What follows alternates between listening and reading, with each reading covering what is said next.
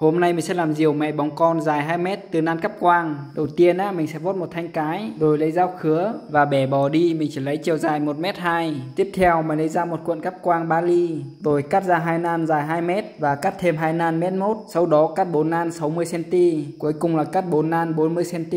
Tiếp theo mình đánh dấu ở dưới tất cả các nan, rồi xếp hai dấu lại với nhau và mình nhỏ keo vào cho chắc chắn. Sau đó xếp 2 nan 60 cm lại, rồi nhỏ keo. Cuối cùng là xếp 2 nan 40. Tiếp theo thì xếp lần lượt vào nan trước, mình sẽ xếp chồng lên nhau như vậy. Tiếp theo thì mình lấy dây quấn chặt, rồi mình nhỏ keo vào mối buộc, lấy kéo cắt bỏ dây thừa. Mấy nan còn lại mình cũng làm như tương tự. Tiếp theo mình đặt khung cánh lên khung cái, rồi lấy dây quấn chặt lại và buộc chặt sợi dây cho chắc. Sau đó mình nhỏ keo vào mối buộc, khung cánh dưới mình cũng buộc như thế. Tiếp theo mình chụm hai đầu cánh lại với nhau, rồi lấy dây quấn chặt và buộc cố định sợi dây. Sau đó nhỏ keo vào mối buộc, rồi cắt bỏ dây thừa. Cánh kế bên mình cũng buộc như vậy. Tiếp theo mình lấy dây buộc một bên cánh, rồi kéo dây đến khung cái và vòng qua khung cái một vòng. Mình kéo căng sợi dây cho đầu cánh nhấc lên, xong mới buộc dây ở khung cái. Tiếp tục kéo dây sang đầu cánh còn lại và buộc dây cố định như bên kia. Tiếp theo mà lấy dây buộc vào khung cánh dưới, rồi kéo dây qua khung cánh trên. Mình sẽ kéo căng sợi dây, rồi mới buộc chặt sợi dây lại và mình sẽ buộc thêm một đoạn ở phần ngoài cánh. Cánh kế bên mình cũng buộc như thế. Tiếp theo mình cắt ra 2 nan dài 1,2 m và cắt thêm 2 nan dài 30 cm.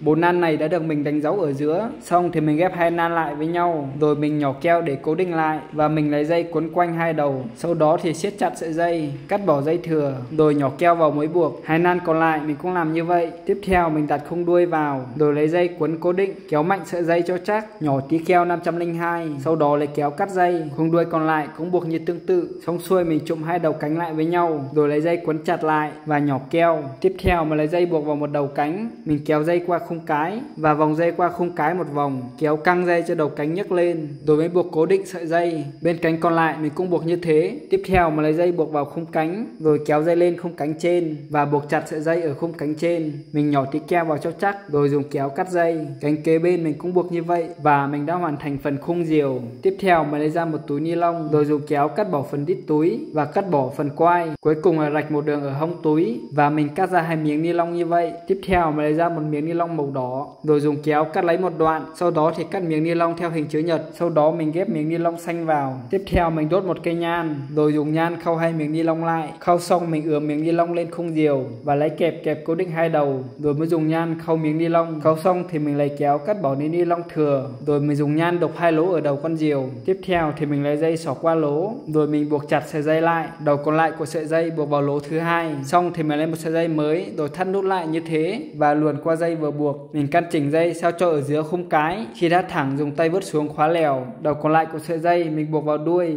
Tiếp theo mà lấy một sợi dây đã được thắt nút, rồi luồn qua dây vừa buộc, căn chỉnh dây sao cho ở giữa cánh diều, rồi mới dùng tay khóa dây lèo lại. Cuối cùng thì buộc dây vào thanh gỗ. Như vậy diều mè bóng con 2 mét của mình đã hoàn thành. Mình đã mang diều ra ngoài trời để thả thử. Kết quả là con diều của mình bay khá ổn đấy mọi người ạ. Mỗi tội là trên mình nó không có gió rồi, mà con diều này nó kéo đầm tay phết đấy chứ. Cuối cùng là mình dừng video tại đây.